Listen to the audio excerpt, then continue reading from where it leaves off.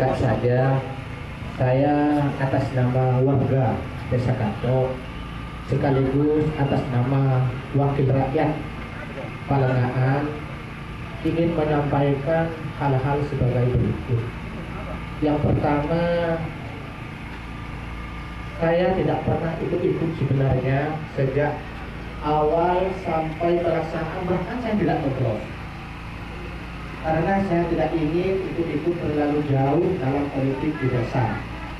Akan tetapi setelah melihat keadaan masyarakat yang dianggap oleh teman-teman ini terasa terzalimi, bahkan merasa dirugikan dengan adanya coblos tembus, hanya satu coblos bisa tidak disahkan, padahal MK juga mengesahkan.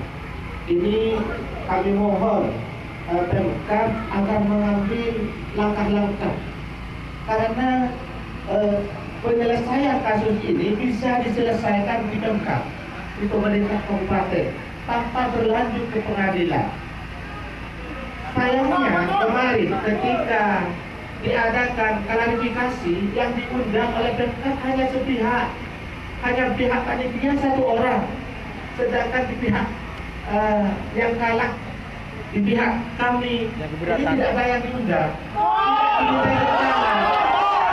Ini merasa dizalimi. Kenapa kami tidak diundang? Padahal ingin menjelaskan seperti apa adanya yang sebenarnya. Jadi kami mohon kepada Pemkab untuk segera mengambil langkah. Jangan sampai ini tidak minta untuk coblosan ulang, tidak, tetapi hanya hitung ulang yang surat suara yang dianggap tidak sah, coblos tembus. Itu pun bapak-bapak mungkin sudah tahu, belum tentu kita yang menang, belum tentu, kita juga tidak tahu. Tetapi itu kita keadilan. Coba tembus. Itu kesalahan panitia. Ketika dibuka langsung nampak gambarnya, maka orang kami, orang-orang desa Kanto tidak tahu, langsung coblos saja. Ini kesalahan siapa? Jadi kami mohon ini ada penyelesaian sebelum ini berlanjut ke yang lain. Hari ini mungkin kemarin terasa di Desa Kanto aman-aman saja. Kami mohon maaf, pokok di Desa Kanto dengan kami bersama-sama memang meredam. Bukan aman, hanya meredam.